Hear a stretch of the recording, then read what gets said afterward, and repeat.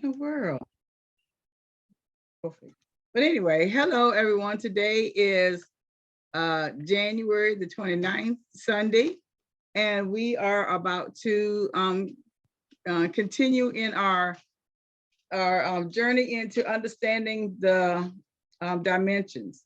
Reverend Sakina has been giving us, a little bit of detail information on this, and so we're just excited to continue on through it.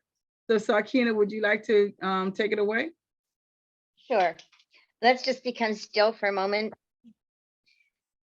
Sitting up nice and tall, taking some deep breaths. Giving thanks to the Creator that we can come together and share on this topic.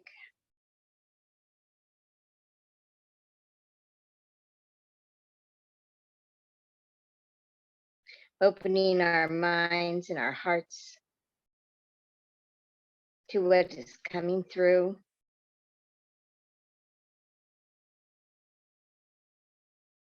And realizing that we are energy beings, beings of light and love, and we are created to share that with ourselves and with others in the world.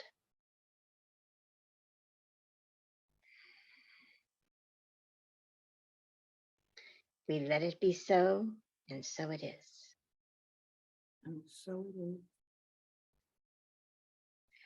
I'm going to be sharing with you from this book called Beyond Ascension by Joshua David Stone. He explains that the dimensions are really kind of hard on one hand to understand. And yet, if we let go of our logical mind in trying to put it into a set linear pattern, we will remember it much better and understand it better if we just kind of let ourselves go and be aware of it, but not get so technical and linear with trying to put a hold on it like we would with spelling words or geography or any intellectual type of modality.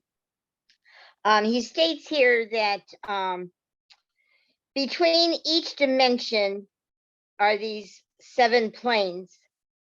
And I'm going to mention these 7 planes to you, but they're in between. So from going from one dimension to the other, we also are passing through these 7 planes.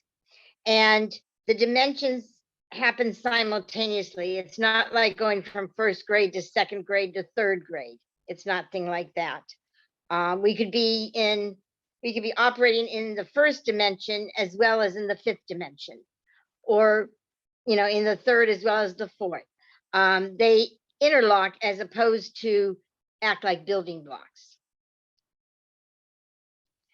And these 7 planes are the physical, the astral, the mental, the Buddhic, the atmic, the monadic, and the logic, or the logoic. Can you repeat those again, but a little bit slower? Sure. The first one is the physical. Uh-huh. The second one is the astral. The 3rd plane is the mental.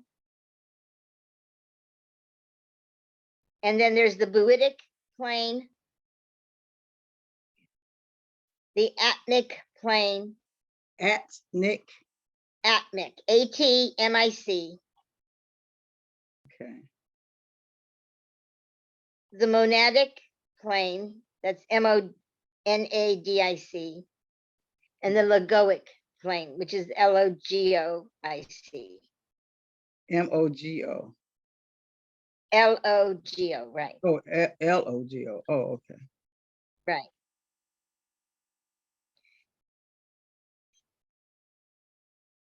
And these planes are in operation in between each of the dimensions also. Okay. And I'm going to be very honest with both of you and Sandra and anyone else who might be on. I don't comprehend a whole lot of this that I can just talk off the top of my head in regards to it. So that's why I'm sharing what he's written. But also, you know, I'm no authority or expert on any of these.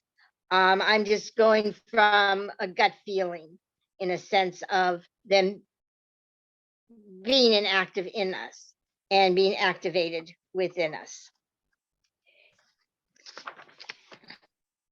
He gives some clue words for each of the planes, or each of the dimensions, I should say. And he's taken this information from a book that was channeled by Janet McClure called The Scopes of Dimension. The first dimension, he says, is one of completion. It's a passageway or a corridor that leads to some kind of completion. It could be the completion of a cell, okay? Or it can be the completion of a project that you're working on, okay? But in that dimension, there's a feeling of completion that stimulates a flow of energy that leads to the second dimension. In other words, when we complete something, we're ready to go on to something else. And that's the same way the first dimension operates. The second dimension, he says the key words are new beginnings. And if you think about it, once the creator made this one cell, was ready to make another cell and another cell and so on until you had a human being with our many cells in that regard. So then it's new beginnings. And it says once you complete something, it leads to automatically desire to begin something else. You might be in the process of completing your 5th initiation, but you are already thinking about beginning your 6th initiation and ascension, is one of the examples he uses. The example could also be more mundane, such as finishing up high school, but already thinking about college. It could also be doing one particular job in a company and being told that you're getting ready for a promotion, and you're already looking towards that promotion, even though you're still in that same job.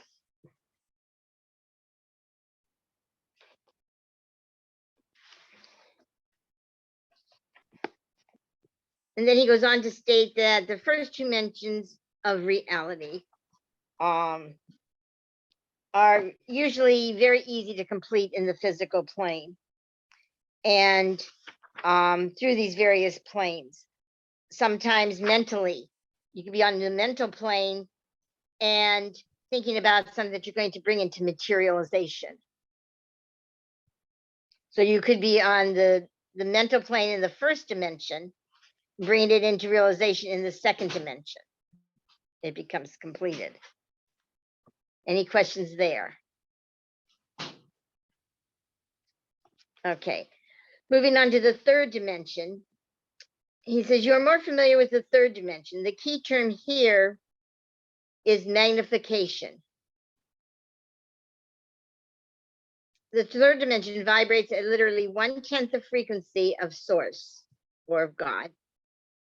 That is why after completing the 7 levels of initiation and fully ascending, you are still only 1/10 of the way up. And he uses a 10-inch ruler as an example throughout this book.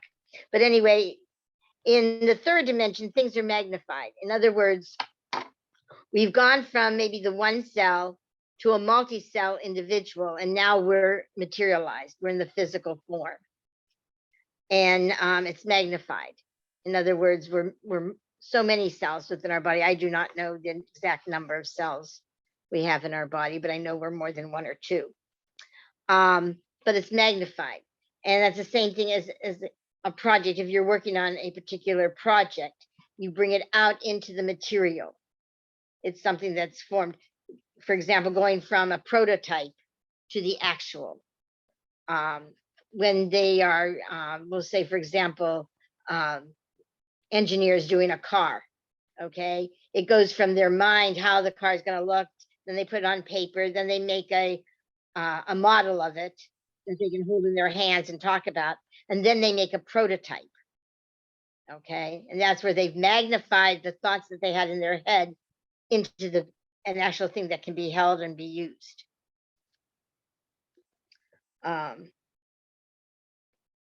It's just like going from when you see that picture of that baby and it's still in the mother, but then it materializes and it comes out, it's magnified, and it becomes a living being that is able to walk, talk, sing, do whatever, and that. So that's the third dimension.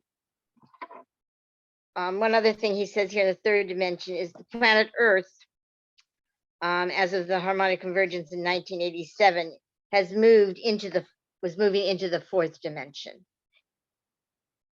And he says that the fourth dimension is flow. Everything flows more smoothly and evenly and in a deeper fashion than in the third dimension. The third dimension has a type of flow, but it does not have a depth and gets stuck and jammed up very easily. The fourth dimensional flow has a stability that allows it to flow easily, even during the storms of life. This flow operates on physical, emotional, mental, and spiritual levels. And you can tell when you're in the fourth dimension, because if something happens that bugs you, so to speak, in the third dimension, it gnaws away at you and you handle it much different. In the fourth dimension, you allow it to flow. You say, well, this is just the way it is. Let me see, how can I make lemonade out of this challenge that I've been given? How can I do something without upsetting my own stability, my own nature, and go? It's like seeing things in divine order. You know, this is happening because of some other things, but it's not going to upset me. I'm not going to get stressed out over it. And that's how you can tell when you're in the fourth dimension, that you can handle challenges in your life in such a way that they become lessons. You see them as opportunities for growth as opposed to seeing them as setbacks. So people who are more in the fourth dimension than the third, we've been around them. You know, they could, it's that old saying, taking lemons and turning them into lemonade, as opposed to seeing them as. Okay, any questions there?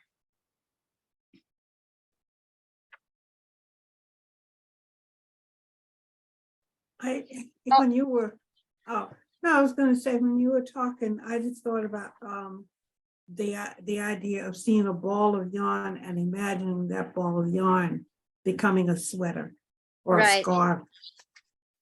Right. And that's taking it through the dimensions of it and seeing that happening. It's like an artist or a sculptor. The artist can have a piece of blank paper and see what they want to draw. They don't even have to be out in nature to necessarily see what they want. A sculptor can look at a rock and see a beautiful statue, where those of us who aren't sculptors or artists, we might not see that. On the other hand, like you say, you can ball of yarn, oh, this color, oh, I can make a beautiful quilt or a beautiful sweater, out of this yarn or this material. I don't have to have the finished product in order to see it.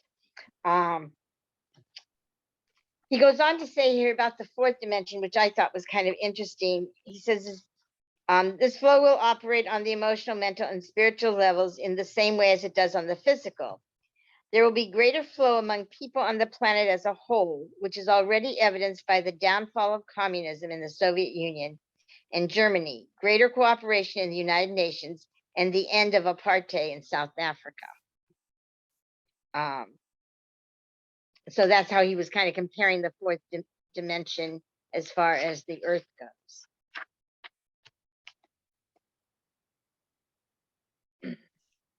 It says, he also says, humanity is now beginning to learn to create its base, its foundation in the fourth dimension instead of in the third dimension. Obviously, this process is not complete yet, but it is beginning to happen. And I think we are seeing that happening. And we are seeing sort of a split from people who see and are so deeply engrossed in the third dimension as opposed to moving on to a higher dimension. We're seeing a division in that. And it's not like it's going to be smooth. There is going to be some, not necessarily turmoil, but some conflict in the sense of people discussing and disagreeing and that type of thing as we move to these other dimensions, because some are seeing it, like I had said earlier, some are seeing some of their challenges from a third dimensional viewpoint where they're it upsets them. They don't know what to do. They begin to have some more self-doubt, as opposed to people who are moving into that fourth dimension. They see that same challenge, but instead of it pushing them and causing stress in their life, they're able to flow with it. And they're able to say, okay, so it is, let's move, I'm going to try to move on from this, figure out a different way of doing something, and that type of thing.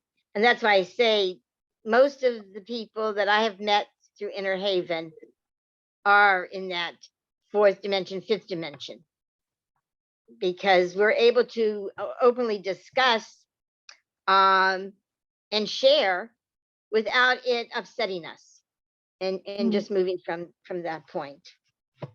It's funny, as you were saying that, what I thought about, I'm not a surfer, but I thought about the surfer who goes out and rides the wave. It's a rough or turbulent sea or ocean or river or whatever the case might be as far as the body of water is concerned. But what the surfer does is rides the waves. Or goes with the flow. Yeah, go with the flow. And that is the typical key with the fourth dimension. It's going with that flow, taking whatever comes and going with it, and seeing it through, and coming up with with ideas on how to go. And that's why I'm saying these dimensions interact with each other, because you could be in that fourth dimension and having a challenge and be developing new ideas, new ways of going about doing something, even though there's this challenge, and seeing a different way of doing it. It's like the what if type of experience. Yeah, it's kind of like, from what I'm hearing you say, it's kind of like going from kindergarten to first grade to second grade. In other words, you gain something, you learn something in kindergarten that is basic to life, and you carry that with you to the first grade, and then what you learn in the first grade is integrated with what you learned at kindergarten, but then you carry both of those lessons onto second grade, kind of thing. That's what I got from what you're saying. Yeah, and you do, you carry over what you've learned previously, and you're seeing it from a different vantage point, right, than what you were seeing it from before, as you're moving. And that's why they interlock, but they're not like stepping in one and then you're in that one completely. right. All right. You're in a sense, you're in all of them. It's just your awareness of them. The next one that he talks about here is the fifth dimension. And he says the key term for the fifth dimension is divine structure or idea structure. It is the structural blueprinting system. The fifth dimension is the dimension with which you merge at your sixth initiation and ascension. An example of the structural blueprinting system is that at ascension, the Melarupa body or monadic blueprint body is fully anchored into your physical vehicle. In other words, you are then operating entirely out of the monadic blueprint and not out of a blueprint tainted by all your past incarnations. The monadic blueprint is the ideal, what our ideal is of ourselves, and what we've ideally been created to be.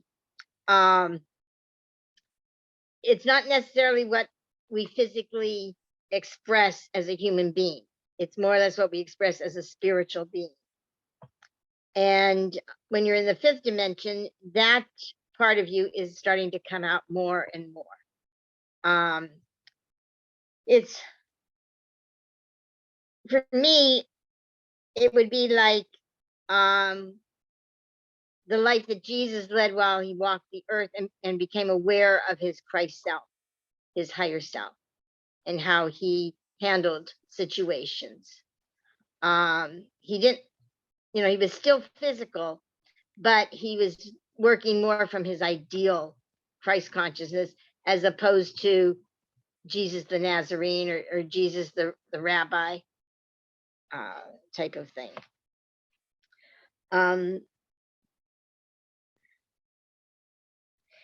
He goes on to say here, the resident expert is the mental body. The fifth dimension deals with divine order and with the building blocks with which creation takes place. He says here, the sixth dimension brings forth the concept, but it is the fifth dimension that executes the plans. So it'd be like, on one hand, it could be like the engineer and the contractor and the construction worker. The engineer may come up with the idea, the contractor may say, oh, I can do this, and the construction worker is given the job to do it. That's kind of how I kind of see the fifth dimension. But we're all one. We are we're the engineer, we're the contractor, and we're the construction worker. In other words, God may put the idea in our head. It's up to us to become aware of that idea. And then it's up to us to figure out how to do it. And then up to us to do it. So to me, that's the fifth dimension.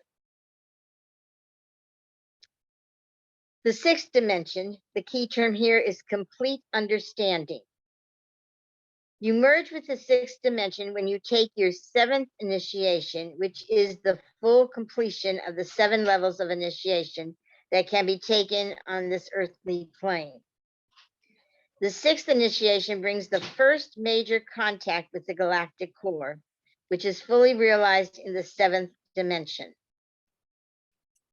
The sixth dimension is also the circuitry system that ensures there is enough divine current to meet all of the dimensional structural needs. In other words, we've been given everything that we need, but we're not consciously aware of all of it. For example,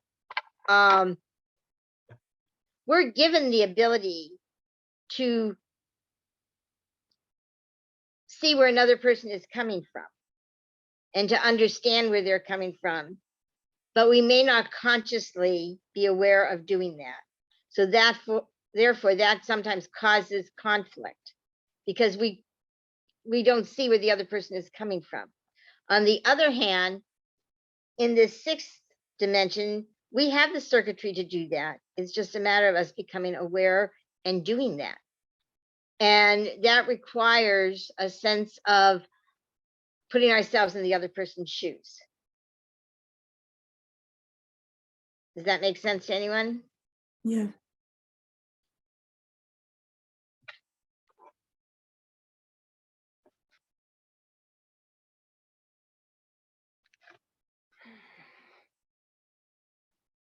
He kind of combines a couple things in this section on the sixth. He talks about the seventh dimension. And that's when it's fully realized, contact with the galactic core. Go on. What's the galactic core? Okay, my understanding of the galactic core is within the cosmos, within the galaxy that we're in. Although there are other galaxies, but the galaxy that we're in, and I'll be honest with you, I don't understand this completely, but this is what I'm understanding where I'm at right now, is that we are part of a galaxy, and within that galaxy, there's certain parameters that maybe another galaxy doesn't have, or that another galaxy has even more of. But within the parameters that we're given, we're able to connect with that.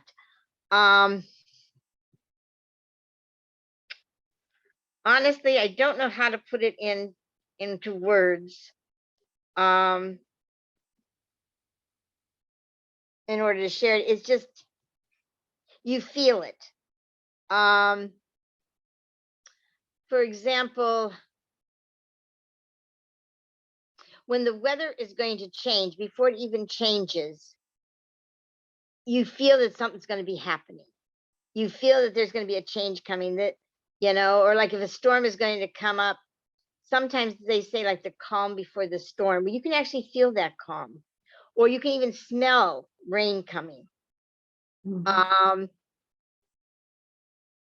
You can sometimes sense when you walk into someone's home, you can sometimes sense if what has gone on in that home, if there's been an argument or a disagreement, or if something exciting has happened that they want to tell you, some great news, but you can kind of sense it before they even say anything. It's just like as you walk in, it's like that sixth sense, but it's even beyond that sixth sense. Does that help in any way? Yeah. And I'm going to be honest with you, sometimes some things I read, and I'm sure you've had, those of you, and even Sandra's probably had the experience, you read it and it goes way over your head, but in your gut it feels right. Mhm. It's like, I don't understand, and excuse my French, I don't understand what the hell I read, but boy, it feels mighty good. It's confirming something, and yet you don't know how sometimes to put it into words, Mhm. and that's what I have found in reading some things about the dimensions, and that's why I shared with you the fact that, I'm not an expert on any of this. I don't comprehend it completely, but I find it fascinating. And I do feel that we are existing on these various dimensions simultaneously, and aren't aware of it. It's just the way we handle ourselves, the way we do things. I feel in a sense that I'm going to use Penelope, for example, if she doesn't mind, but I feel she has that sense when she's dealing with Woznia. She can connect with where he's coming from, even before he says or does anything. She has that ability, and she's using it in order to have a better understanding of him, where he can relate and understand even better than the verbal word. Does that make sense to you, Penelope? Oh yeah, oh yeah. One of the Okay. things that I was noticing through this, and when I was thinking about galactic core, it is, it is the balance of the balance of our physical galaxy, how we are in balance, how the planets are in alignment with one another, how our, how our how the space in between us. So I think that it's really interesting that it's so scientific. It has so much to do with physical science, and how our being, not only our mental but our astral, and all of our dimensions are intertwined with with this physical science. So I think that this is really fascinating. Mm-hmm. Okay, as we move on to the seventh dimension, he says that the key term for the seventh dimension is expansion. The seventh dimension is a turnaround point for inner and outer experiences. It is a corridor that allows you to reframe the way you experience the dimensional structures. It allows for experiential objectivity. The seventh dimension is a dimensional reality you can go to to take a look at how well you have manifested the ideal. The experiential objectivity you gain from this perspective will stimulate new ideas upon which you can then expand in other dimensional realities. I personally find the seventh dimension very, very rewarding in the sense that it allows us to expand our thinking to beyond what we're thinking and to expand whatever it is we're doing, to expand it into more than we thought it could be.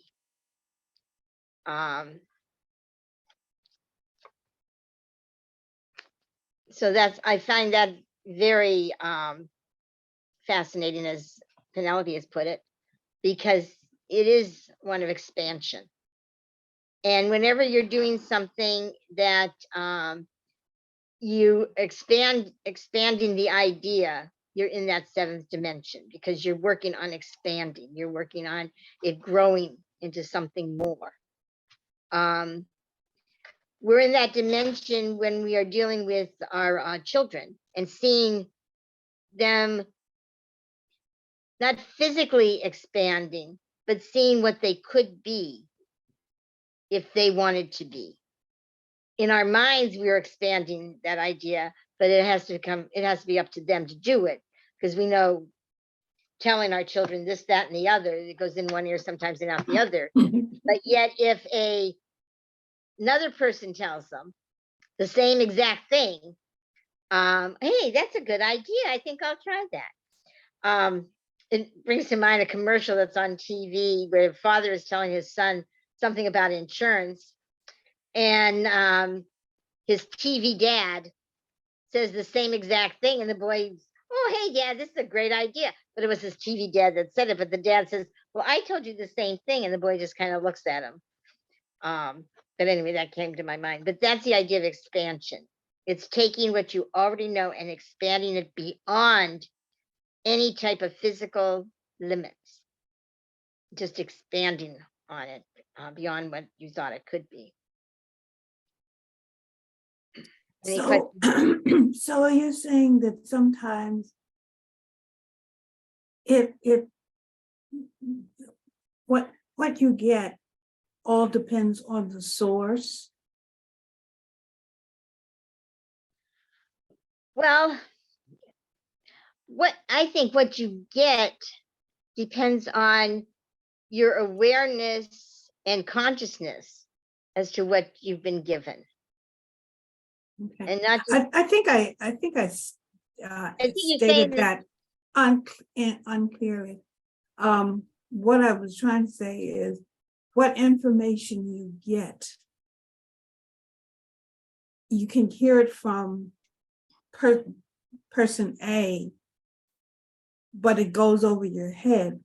But then person B will give you that same information and it clicks right away. Is what I was really trying to say. yeah, and well, not only that too, but sometimes when we hear something the first time, like I said, it goes in one ear and out the other ear. When we hear it the second or third time, it sticks because it triggers a memory in us that we're not aware of having heard it before. Okay, it seems like it's brand new. And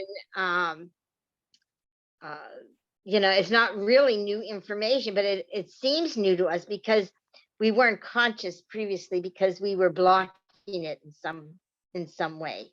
And that a lot of I'm finding right now with what I've been reading, different books I've been drawn to, some of the information as I'm reading, it's like, oh my goodness, I remember this from before. Do I remember where I heard it? No. I just know that I've heard it before or have experienced it before, heard it talked about before. But you know, maybe mentally, physically, emotionally, I wasn't ready for it. Where now I am more ready for it. I'm more open and receptive to it. A perfect example is like a child of 10 or 11 understands the concepts of driving a car, but we would never give them the keys because of the responsibility involved. They're not ready for that responsibility even though they may know the workings of the car, how to press the gas pedal to get it to go and, you know, check the mirrors and all this type of thing, but they're not ready for the responsibility of driving defensively and that type of thing on that. So it's the same, I think, with information, we get it, depending on how ready we are to hear it and how conscious we are and awake. Did you have something to say, Penelope? Oh, well, actually, I was just agreeing with you. But one of the things I was thinking about with expansion, Hope and I were talking the other day about, people throughout history. And we were talking about Colonial Williamsburg and how Rockefeller, when I guess what is the J.D. Rockefeller, he was the father, right? Whatever he had done, expand his the way he earned and made money expanded into the future. His family is still enjoying the whatever it was that he was doing back then to gain that much income. And that's one of the things that we were talking about, is just throughout life. And I think everybody has or knows something or somebody that has expanded throughout their lifetime. Not too long ago, people who were not raised by my grandmother know some information about my grandmother. So she is still living and still expanding her love and her wisdom throughout the family, and throughout the community. Because I don't think that I was trying to think whether these people were family, but nowadays you don't know who your family. you don't know who your family is nowadays. But I do. But that's one of the things that I was thinking about when you mentioned expansion, and that just goes to show that we are always in and out of dimensions. Mm-hmm. Right. That's why I say they interweave and they interlock with each other. And for some, I've come across some people that say, well, I'm operating on the sixth dimension. I don't do this, that, and the other. And it's like, if you were operating on the sixth dimension, you wouldn't even be here.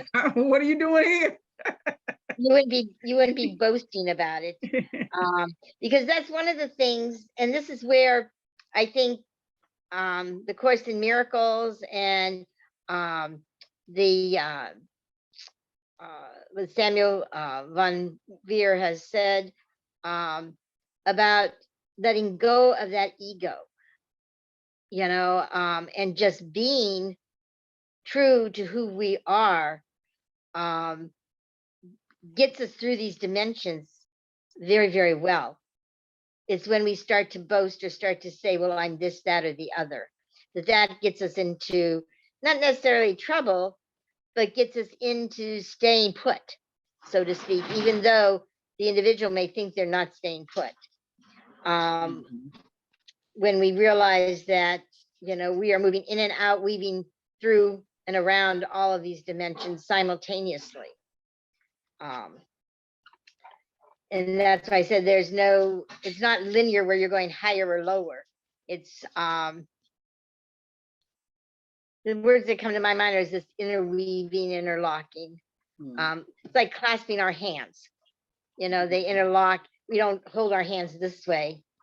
You rarely see people do this. You see them more or less this way. And even if they have their hands this way, they're connecting in some way. And that's how I think these dimensions work. Moving on to the eighth dimension. He says the key term for the eighth dimension is potentiality. The eighth dimension is the area that contains all potentialities. Potentialities are tried out and experimented with in the eighth dimension. This brings up the fascinating subject of cosmic days.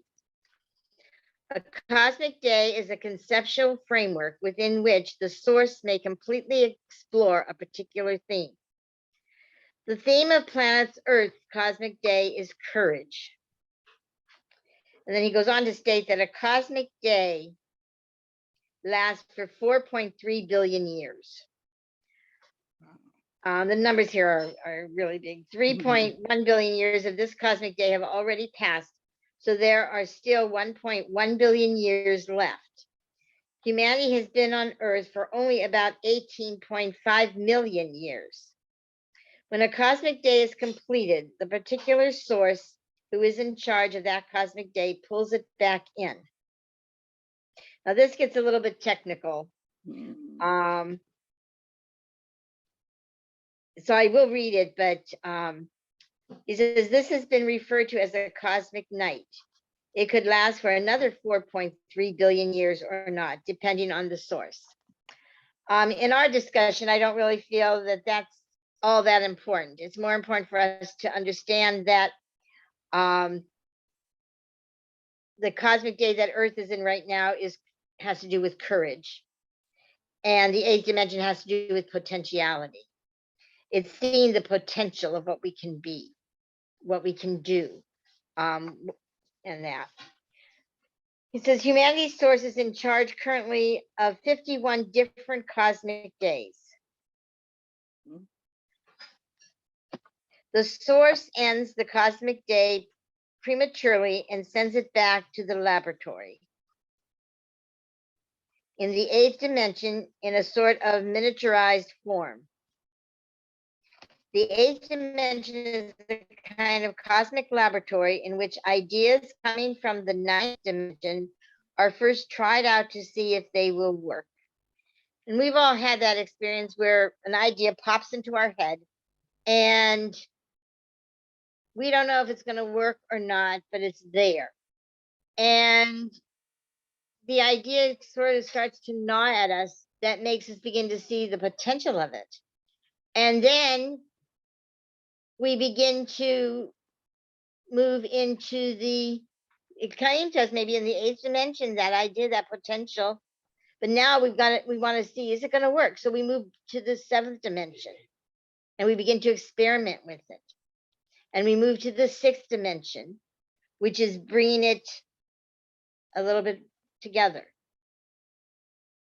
And then it goes into the fifth dimension, where we begin to see a structure or a form, how to formulate that idea into something that begins to flow and we can then touch it.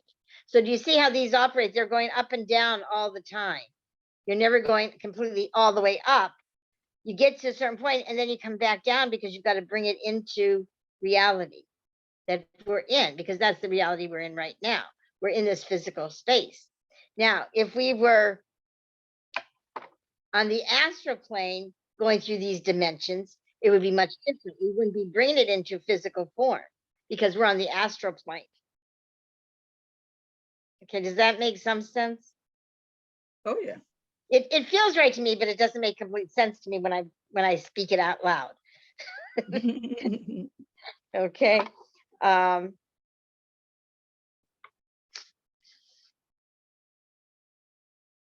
Says it must be stated. Go ahead. Go ahead. I was just going to say, even in our physical life, we can see how, thoughts begin and thoughts, some thoughts, peter out, from our own, sometimes we say, oh, that was a good idea the other day, but oh, I don't want to do that. So, that's a good idea, but I still want to do that. So I'll work hard toward it, so, right. So this kind of, just shows that, we are always, this is how we live anyway. And, because we are a part of the all, and this is also a part of the all, we have to be living as the all. We just, we just have to kind of like more open our awareness. Well, that's how I think and feel about like a storm. When a storm comes, depending on the degree of the storm, sometimes it will wipe out a whole section. For example, like a rainstorm will sometimes develop into or a tornado or a hurricane, and it wipes out a section. Well, to me, that's like, people say, well, why does God allow that to happen to people? Well, because the energy can change. It's changed its mind. It wants to clear this out, clean it up and start over, start fresh. And that we as human individuals at times have a hard time understanding that and accepting that. But yet that's how creation works. Mhm. I had wondered years ago about all these fires out in California and that area of the country, the Northwest, and that, and happened to read one time that the pine trees there, that's how they lose their seeds in order to refurbish the excuse me, the forest in that area. There has to be a fire to release those seeds. So it's an ongoing circle, an ongoing cycle. Mhm. And when we see it that way, then we begin to realize that everything that happens for a reason. And it could be, in a sense, if God was a person, God changed his mind and that's why this happened, but the energy reformed differently. And another thing that I'm thinking of is time. When you're involved in time, it seems, you're caught up in time. If you think it's a long time, it's going to be a long time. A year is going to be a year, but if you are, if you're, seeing it from a different dimension, how much time is actual on the astral level. How much time is on the monadic level. So if there is no time there, we don't really have to hold on to that concept of time. But if so you're able to see, okay, now the forest has waited thousands of years to burn these, for these seeds to be able to be released. Now the forest itself has conjured up these fires by making people have the baby reveals, the gender reveals. So now we have these big massive forest fires, but that was the concentration needed at the time, and it just so happens that we were caught up. When I say we humans, who really care about time, we were caught up in that time, and we see it differently. We see it as either painful or hurtful, or some place to renew from, or something like that. Is how we gauge the time that we live in.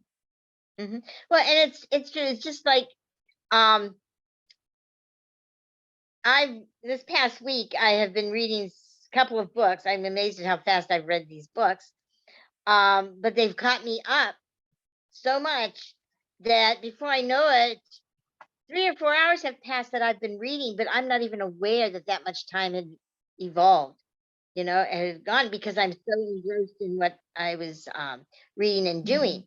On the other hand, it seems like it takes forever. I have a very small bathroom, but it seems like it takes forever to clean it because I hate to do it. So I've gotten to the point now that if I'm washing my face, after I'm done washing my face, I clean the sink so that I don't have to do it at a separate time, and that.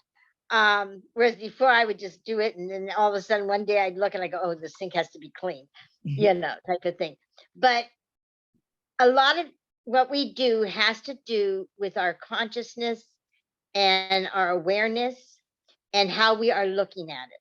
And that's why I think in some of the dimensions, especially the fourth dimension where things are flowing and you begin to accept,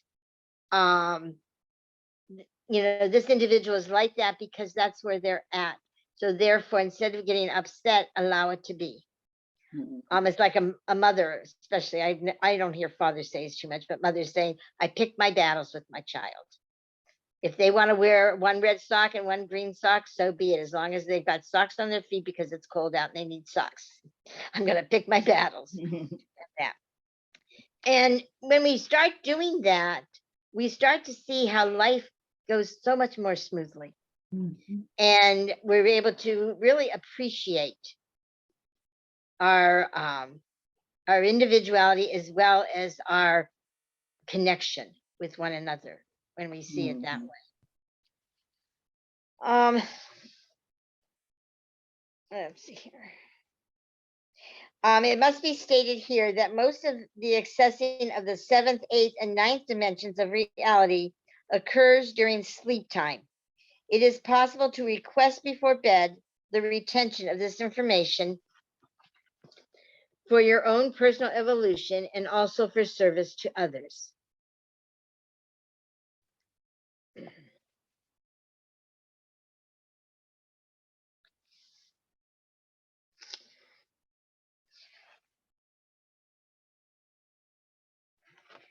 Okay, goes on to the ninth dimension.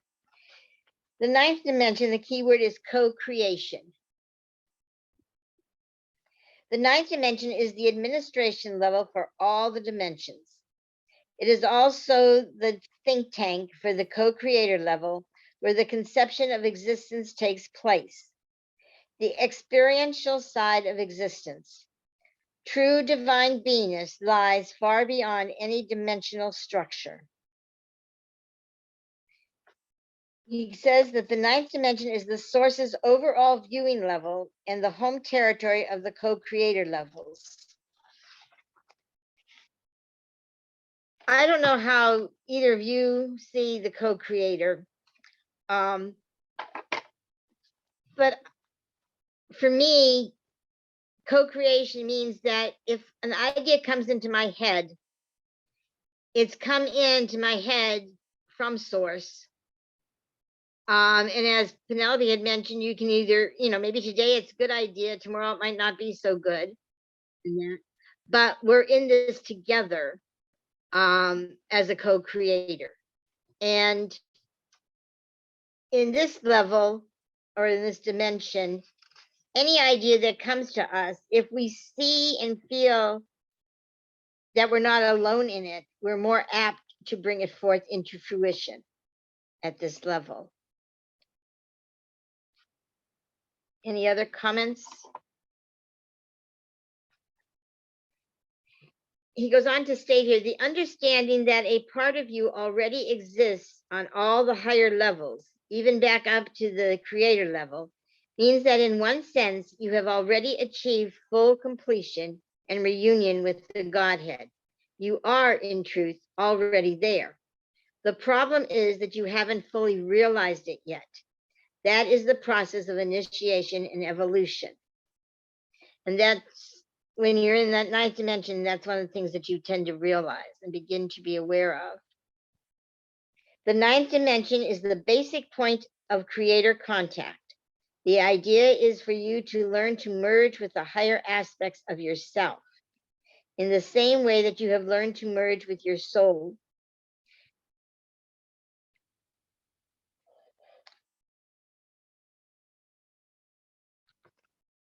Any comments? Ideas? I kind of missed the beginning of that, but I think this is where you talk about how we become co-creators. And, when we have in mind that, we are also co-creating with each other. Yes, we're co-creating with creation itself, but also with one another. And I think that, and the one of the things that organization is one of the first things that comes to mind. Like big business or schools or any type of organizations like that. I think when you choose to create like that, when you have a thought of creation like that, you are already thinking of others at the same time. Either others to, sway to your point of view, or others who you can, make money with, So I think that that's a real important part of checking in where we are in our egos. If I know that the thing that I want to do is to create revenue, I can do that without hurting anyone else. Everyone will be able to receive some good out of this. And the same thing with any type of organization thing that we do, when we learn to merge with our true self, our authentic self, that really is all good. I think that that's one of the things that I think that that's that part of the expansion that lasts. Mm-hmm. Yeah, because we have to want to not just work towards our own goals, but towards the goals of everyone, whether we're aware of their goal or not. It's a matter of wanting to see everyone succeed at whatever it is they want to be doing, or whatever it is they feel moved to do, to succeed in that respect. And that's where the co-creation comes in, is allowing and seeing that whatever I do is going to help in some way or some form another, besides just, helping myself.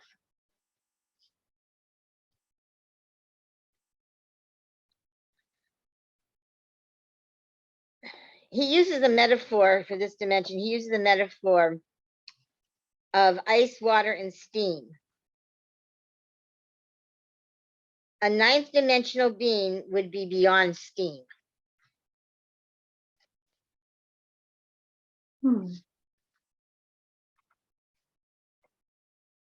Which gives some food for thought there.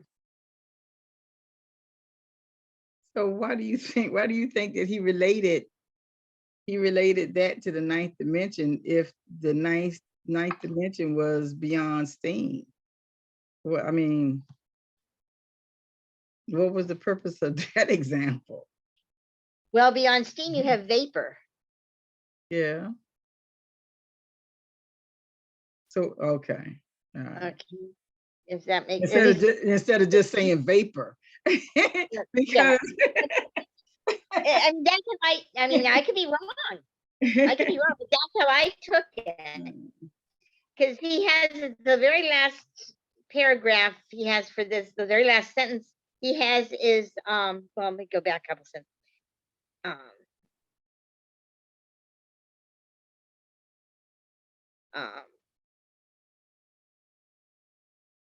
He goes on to say here, it must be remembered that the seventh initiation is the highest initiation that can be taken on this plane, and that is merger with the sixth dimension.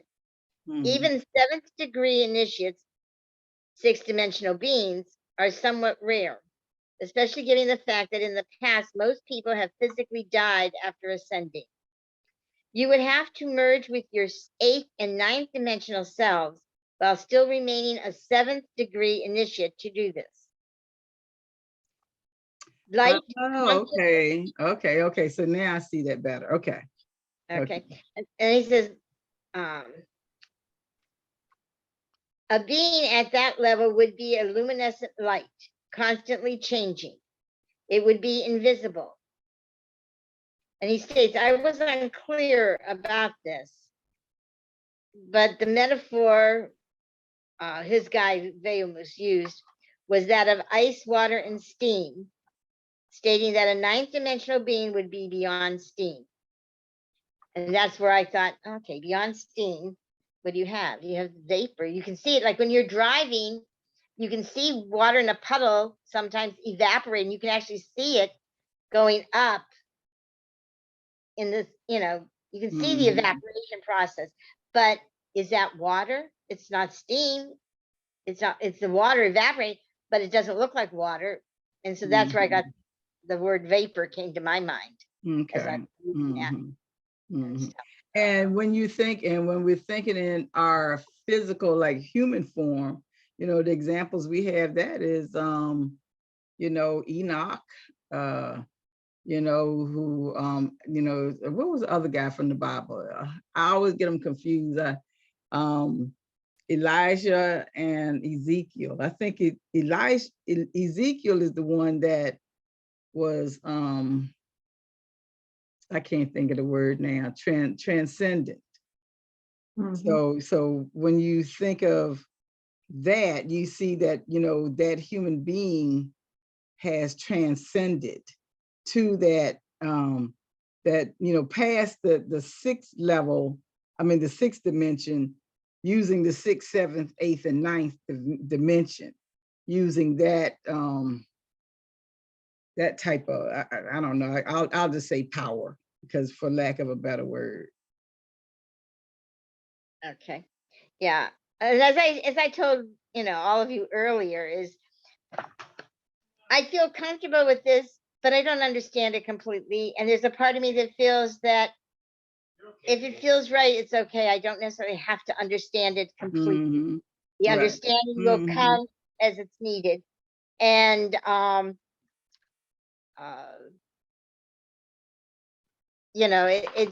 it feels right in my gut. It just feels right to me. So, Mhm. and to me that's, I'm going to accept it because it feels right. I'm one of these Mhm. individuals that if something doesn't feel right, I don't go with it. The 10th dimension. He says that the 10th dimension marks the movement beyond physicality. The 9th initiation is the last initiation that can be taken in the cosmic physical universe. After that, the master leaves the cosmic physical universe altogether and begins the progression through the next 6 cosmic planes: the cosmic astral, cosmic mental, cosmic fluidic, cosmic atmic, cosmic modadic, and cosmic logogic plane. A lot of smoky in here. Okay, check and see if that's still, excuse me. Mhm. Mhm. I have a chicken on the rotisserie and my son just said it's smoky and I wanted to see if it's still turning. Yeah, move it around. All right, well, that's good. Okay, It's smoking a lot. okay. That was an example. That's an example of being on the spiritual end and at the same time. Okay. In this 10th dimension, and that's all he says in the 10th dimension. I read the whole thing that he wrote here. Okay. He doesn't go into much detail with that, except that it marks the movement beyond physicality and moving into the cosmic of each of the 7 planes, which to me, cosmic means beyond the earth and beyond our galaxy. It's the cosmos. Anybody else have a better definition of cosmos? Oh, that's good to me too. Okay. Then he states dimensions 9 through 12. He said dimensions 9 through 12, especially and actually dimensions 7 through 12, deal with the galactic level of consciousness. Dimensions 9 through 12 also deal with the higher university on Sirius. Now, in here, Mr. Stone talks about us being able to study during sleep, going to different planets and the universities and that on those planets, or schools of thought on those planets,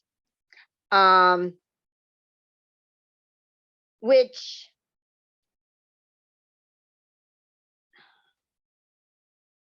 I've been in the golden chamber of Melchizedek, but it's been during sleep, and I don't always bring back.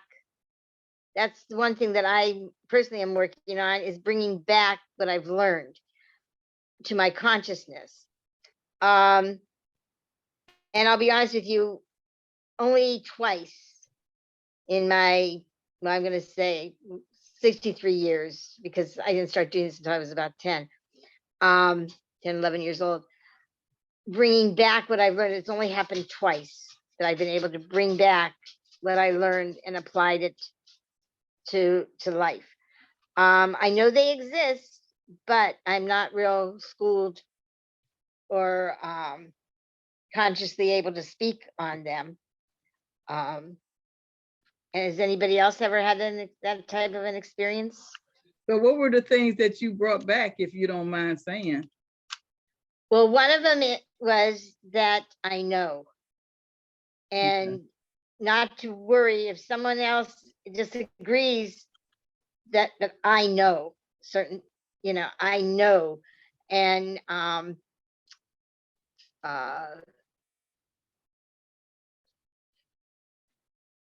one of them was that I know I'm not just this physical being, you know, I'm a sovereign being. I just happen to be here.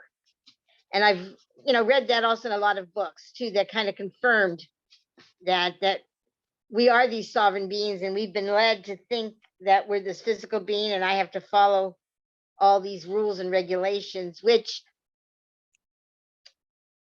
because I live here in the United States, I have agreed to follow the rules of the United States, paying taxes, certain things like that.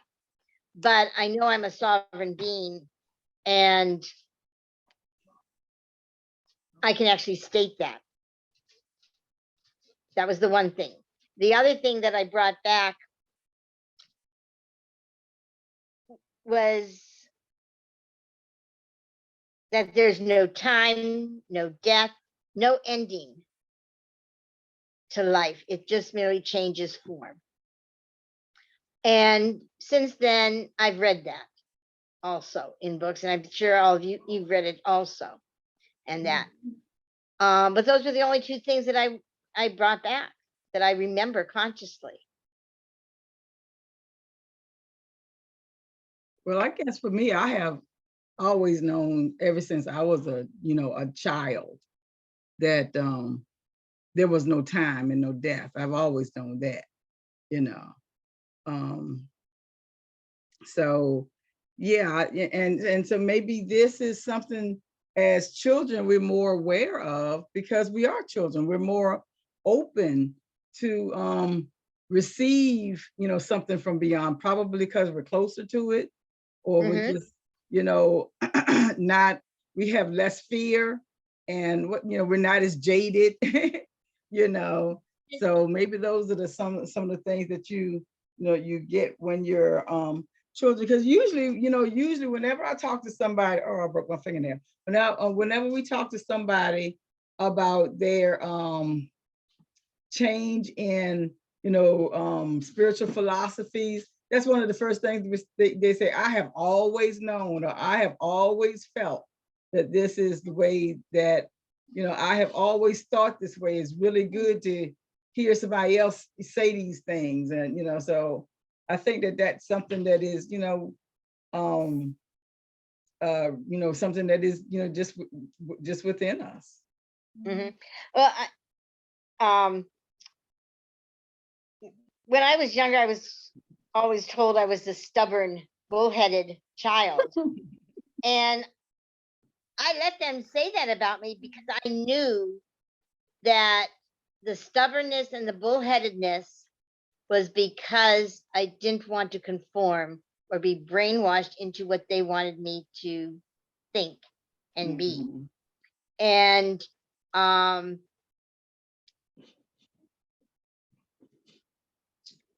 I could have accepted that and gotten upset, but there was a part of me that just knew, and I feel that as we grew into adulthood, we began to be able to peel off the layers of the brainwashing and the conformity that we were made to believe that we had to do. And as we, as we've gotten even older, it's like, nobody's going to put me in that box again. They tried to put it in me once, and I did for a while, made them think of, that I was conforming to their ways. But deep down inside, my heart and my soul were not conforming to that. And now it's like, hey, I can do this because this is how I believe, and this is how I truly, truly feel.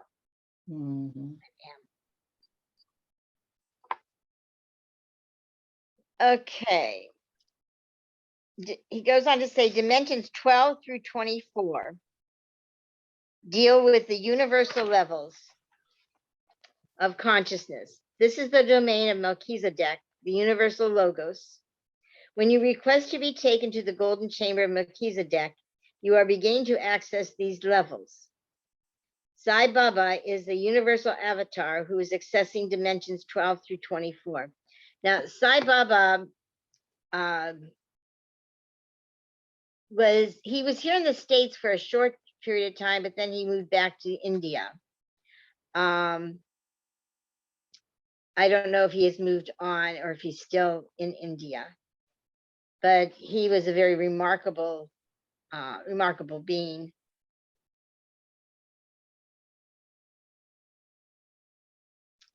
But that's all he says there. And then he goes on to talk about the Kabbalah and the 10 dimensions, which I think, Penelope, you can probably tell us more about the Kabbalah, but he says the Kabbalah and the Tree of Life are wonderful multidimensional tools.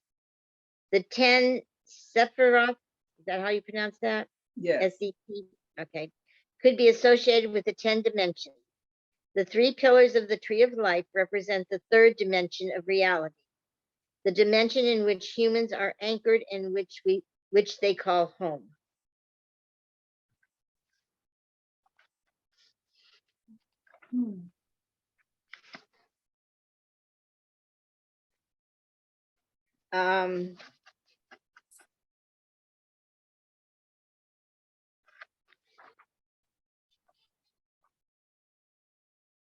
He concludes here, another way of understanding the dimensions as they relate to the Earth is to look at the ley lines or grid system of the Earth.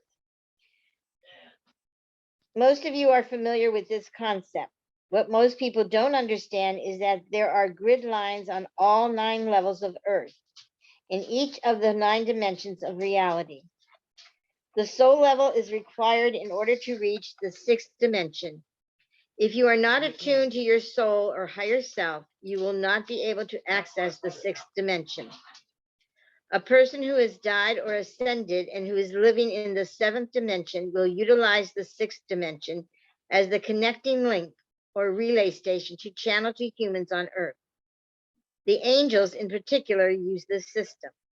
The angels can actually speak from the 4th dimension, even though they come from dimension 6, 7, and 9. And that's how he concludes. Okay, this. so are we in and out of 6, 7, 8, 9, 10?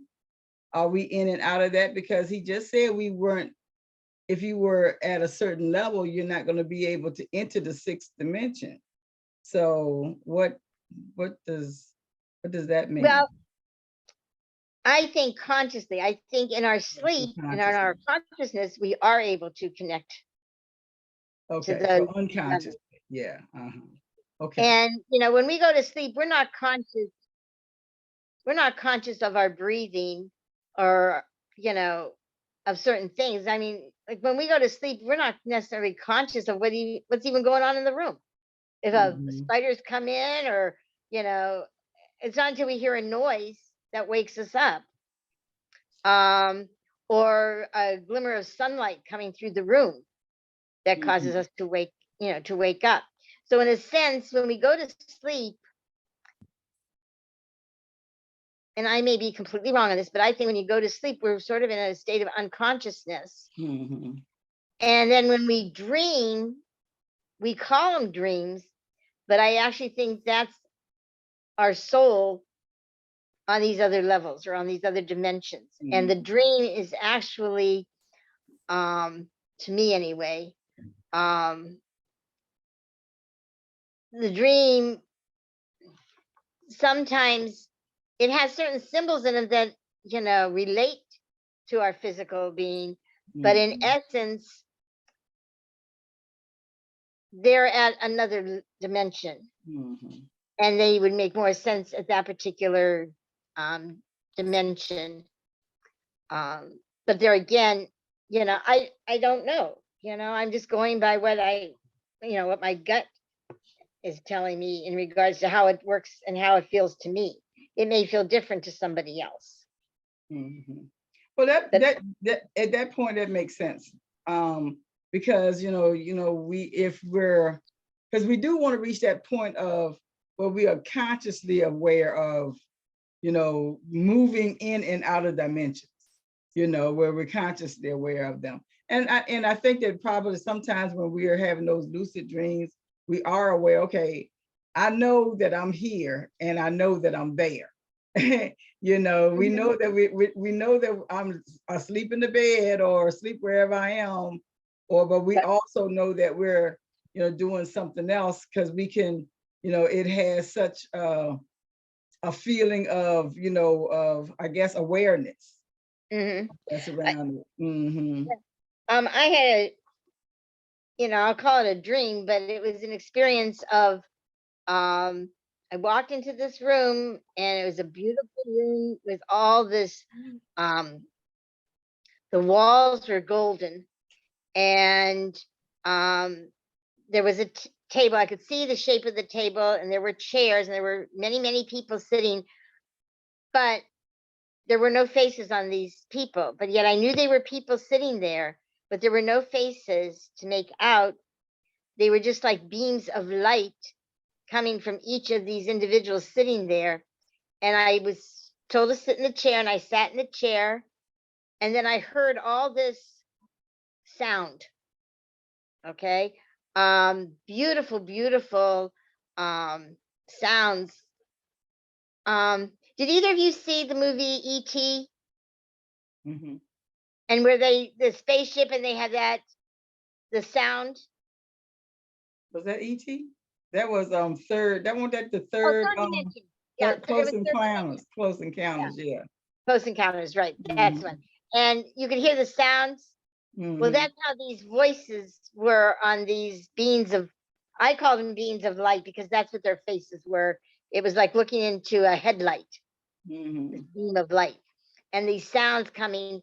And when I woke up, my head was throbbing like I had just attended a lecture, Wow. and was so engrossed in the lecture, and it was so much information that my head was just throbbing with all this information. But I couldn't write any of it down because I didn't remember any of it. I just knew it was there. Mhm. Now maybe down the road it'll come, or some insight will, I'll say something and people say, well, where'd you get that? And it's like, oh, I don't know. But maybe that's from that moment. But all I remember was this beautiful golden room with this beautiful long table, and the table was U-shaped, and there was I was in the chair in the middle, and this table went around, and it was almost like, if you think of somebody giving you the third degree, the only difference was I was sitting there and I wasn't getting the third degree because I wasn't saying anything, but all this information was coming, Mhm. and that. But I have no idea what it was. And Right. that's when I know you can go to these other places. And that happened to be on Cirrus, because, and the reason I know that is because a couple of days after having that, I happened to look up in the sky, and that particular grouping of stars was just so bright, Mhm. that night. And it really, I said to my husband, I said, look how bright those stars are. And he goes, they're not any brighter than these. And I go, yes, they are. They're really bright. But I realized then that I was seeing something that he wasn't seeing. Mhm. So you can reach those other dimensions, I believe, but it's through your sleep. Mhm. That. Mhm. So anyway, that's all I have on dimensions. Okay. Well, you know, this is one of the things that I feel that is uh, really exciting to where we are in the world right now, because like 20, 30, even, yeah, even in some places now, there are some people who are not allowed to discuss this. I mean, literally not allowed to have discussions like this, where they can, you know, just even ponder. I mean, most of this stuff, we are pondering this. We're like you say, yeah, this is some information that's in the book, but it's really that what feels right to you in your gut is the thing that makes it come alive. So, when we're seeing that, here we are talking about different dimensions and how we can focus in consciously on where we are, you know, and the environment that we're in. And that's kind of what we were talking about yesterday. Because everything always fits together. with us. And I guess maybe because, when I think about it, maybe it's because we're all studying, the stuff that we study is, all interlinked together. So of course it's going to, it's going to seem that way. But I always find that it's really particularly interesting that all of the vastness of the information that we have, the sliver that we're on today matches the sliver that we were on yesterday. And the day before that. So I'm always, so that to me is proof that we are, on the same, in that same co-creator aspect. We are all co-creating with one another because we're all learning this. We're all coming together at the same place and at the same time. And it's confirmation that we are growing into our higher selves and bringing that into manifestation, as opposed to just being Harriet, Sandra, Penelope, Sakina, whoever. That we are bringing into manifestation that higher being within each of us, and wherever we go, we're taking that with us, that whoever we come across, they may not know, but we know that we are bringing that light of our higher self into that particular space. And it doesn't make any difference whether it's acknowledged by them or not. It's just, we know that we are manifesting the love and light.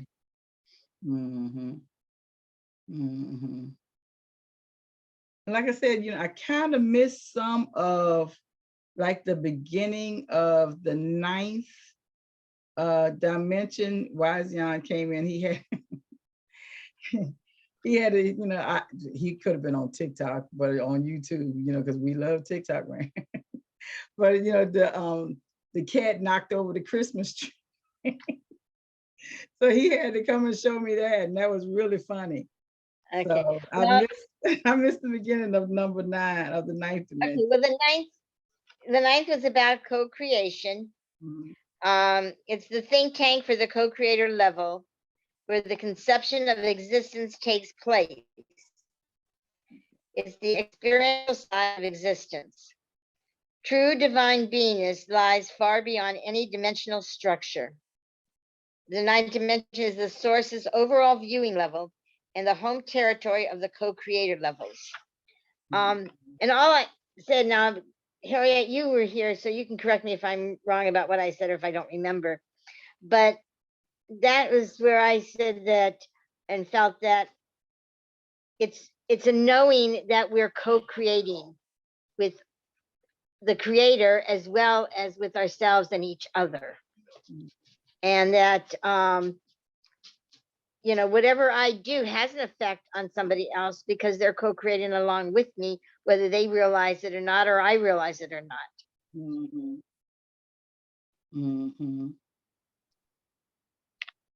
And if you say the understanding that a part of you already exists on all the higher levels, even back up to the creator level, means that in one sense, you have already achieved full completion and reunion with the Godhead. You are in truth already there. The problem is that you haven't fully realized it. That is the process of initiation and evolution. So as we're working, we've already achieved it. It's just that we're not consciously aware that we've achieved it. So therefore, we continue to move towards that ultimate goal, which comes full circle, I guess. But I'm gonna say this real quick, and then I don't want to hog up anybody else. If anybody else wants to say it, but it's just at the top of my head right now. That's kind of what we were talking about in Kabbalah yesterday about the reverberation. Creation has a thought, good. That's whatever creation is, and each one of those, and if you see it like it's a pebble in the sand, in the water, where each ripple is going out further and further, each of those ripples are filled with co-creators, creating good, how they see good tempered through their imagination, through their their supplies, their resources, whatever is available to them in their mind. So, when we think about that we are all co-create, we are creating all the time based on that one initial thought that is always constant. So this is really, really exciting information when you really think about it. Really is really exciting because, that just proves that we are, we are the Christ. That's who we are. We are all the Christ. With that, right? Thank you. Well, so is it's 3:40. We can say, just give our roundtable real quick, and since y'all haven't stopped hearing me talk yet, I can go. I'll go first. What the thing that I got from this session today is, that we all, I think that whole part about being a co-creator, that's the thing that really sticks to me, is that, creation having or is thought, and that thought I am acting out through my best ability, and now that I am consciously aware of that, I want to make sure that my best is also, not only from my ego standpoint, but for the community at large, for the world in general, so I can open that up into that area, as well. So that's it for me. Anybody else, would anyone else like to do their round table, or what their thoughts, or have any questions or comments? Hello. Hey, Can you- Sandra. Hi. I missed some of the class. So I don't know how many dimensions we were talking about today. How many did we talk about? Is there Well, a number of them? There are. He talked about 24 of them, but the dimensions 7, 8, 9, 10, and further on are connected more when we go to sleep. We can get into those dimensions more when we go to sleep. And he gave some clue words for each of the other dimensions. But so he didn't talk a whole lot about dimensions 10 through 24. He didn't really give a whole lot of information in regards to those dimensions. But the dimensions interweave or interlock with each other. So you could be working on one dimension as well as being in another dimension, just how you see things. Yeah. In that respect. Okay. I think to me, it's not a matter of how many dimensions, although it's very interesting to read them. I think I think we create the dimensions. I think our consciousness that we are not fully aware of, we are creating everything that's around us with our thoughts and with our actions. And the co-creating thing really resonates with me. And also I find it very comforting to find people like you to listen to, because it feels very peaceful. I have tried to talk about this with other people that find it very scary. And to me, there's nothing really scary. It's just such a beautiful, comforting, peaceful thing to talk about this, because it feels true. And so I'm glad that I found you people to talk about it. I wish I could do it more often, but it does. Everything resonates, just as you said, Sakina.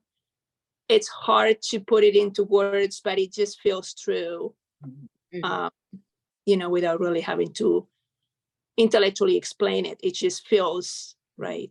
Right. Yeah. And I think sleeping is in a way like a death, Mhm.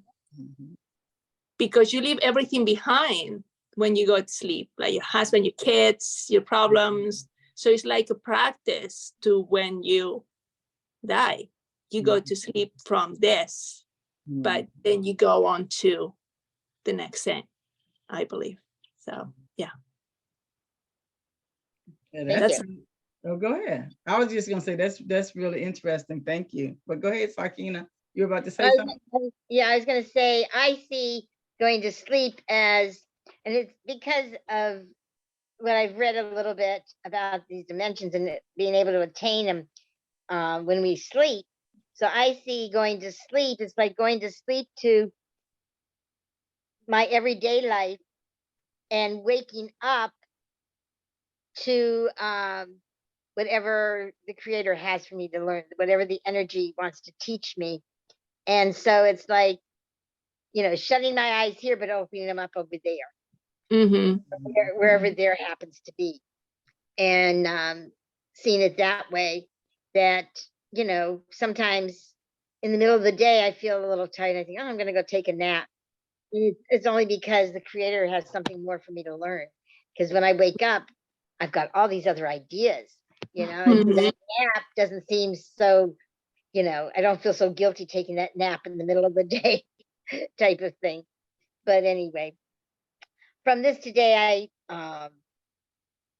I realized that I can talk about something that I know very little about and just trust the inspiration to come through, and that because like I was saying in the beginning here, I know about the dimensions, but I don't know that much about them. So that's why I was sharing it from the book and from what someone else has said in regards to these dimensions.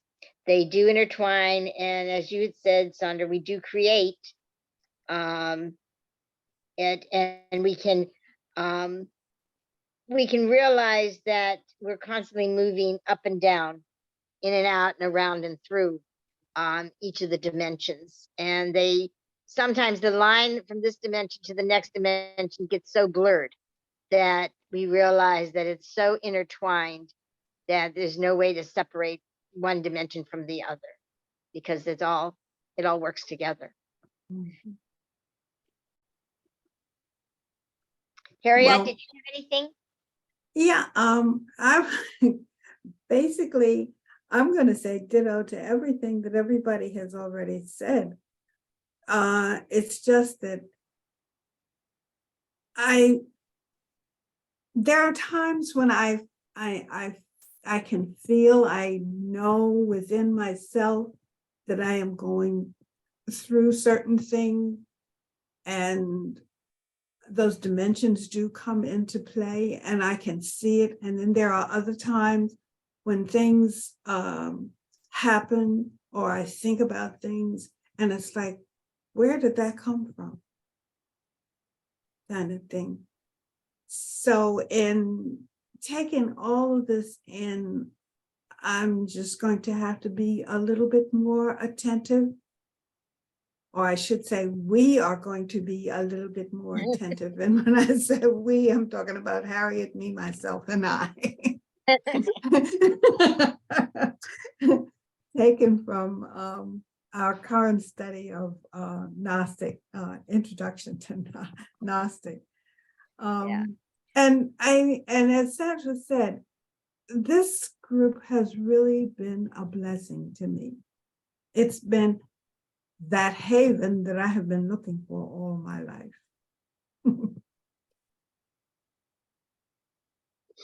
Oh, that's so sweet. Well, this is one of the things that I think is really beautiful, because, we all came together because we were kind of like missing something out of life. There was something that we just, if we were puzzle pieces we couldn't find it. We couldn't find that interlocking one right beside each other. But I think that now that we are, we're putting ourselves together through conversation, through Mhm. being able to, speak without judgment. Nobody has to know anything. Yes. We don't have to know anything. You can just pick up a book and say, I saw the title and I thought about it. I said, well, hey, this might be something fun for us. Let's talk about this. And I think that when we have this type of, spiritual and emotional freedom, to look silly, to not know what I'm talking about. I don't have, I'm practicing it and I'm probably practicing it wrong, y'all. But what do you think about it? Have you all had this opportunity? Have you taken this thing? And I think that that's how we learn to share. It's how we learn how to be more authentic, how we learn how to trust one another. Because, I don't know about anybody else, but I was always taught that if you spoke on something, you had to be an authority about it. And if you were an authority about it, you were doing it perfectly. And, I think that this is why when all these preachers and everything else get caught, having an extramarital affair or stealing money or doing whatever the thing that they're doing, the world is so shocked by it. I thought you were perfect. Well, if we stop trying to put ourselves up on these pedestals that we're not even on. I think that this is one of the things that we can do. I think we can, when we learn how to be open and honest with ourselves and with each other, I think that's just the better way. We all have warts and flaws, Yes, we do. Yeah, we're all learning and we're all teachers and we're all students at the same time. Well, anyway, I'd like to thank y'all for coming in and sitting in with us. So here's my commercial, Inner Haven commercial. Let's see. All throughout the week, I have I sit for meditation from 12 to 12:30. If anybody wants to come on, they feel free, or if you just want to, do it on your own, that's, perfectly aware that, just it's the energy that I want to connect with. Wednesdays, we have a Course in Miracles group with Harriet is our fearless leader. And we are and on Thursday, it's on Wednesdays from 5 to 6:30, and Thursdays from 7 to 8:30. Sakina is, we have a new journey through the Gnosis, with introduction to Gnosis. That's kind of exciting. Let's see. This Saturday coming will be the first Saturday of the month. Yes, it will. Oh wow. And I thought we were going to get back to journaling. okay. I thought Or was that the Sunday? first Sunday. Oh, Yeah. okay. I'm sorry. So I don't think I have anything planned for this next Saturday. So if anybody wants to think of something, or if anybody, is something that you've always wanted to talk about. We were talking yesterday that, having a conversation about angels would be fun. So, that might be something that we might do on Saturday, having a conversation about angels. And then that's pretty much it. Now, on the 25th of February is Inner Haven Day. We will be here for 7 years. Everybody, 7 years. Sandra has opened her home graciously, as she always does. She has the best food. And her house has such a cool vibe. So we'll be doing something like that. And one of the things that I saw today with this with the level set with dimension number 7 is expansion. That's a good theme. That's a good theme, because we are expanding our minds and our consciousness, and maybe even our membership, if that's the right word. People who our community. Yeah, expanding our community is a better word to put. So that's pretty much it. What Can was the you- date on that, can- Penelope? February the 25th. Okay, Yeah, February the 25th. I think it would be a good idea for those of us and at the end of each session to remind not only those of us that are tuning in, but to invite others to join us on these discussions. Because now we're putting them on YouTube so we can see ourselves in these discussions. And I'm learning, I'm sure Penelope is too, that the YouTube is a more stable venue for our discussion so that we can from time to time go back and review them. So look for us on YouTube. Right now, the icon is a little green, is a white eye on a green background. We're putting this together, so subscribe and like us.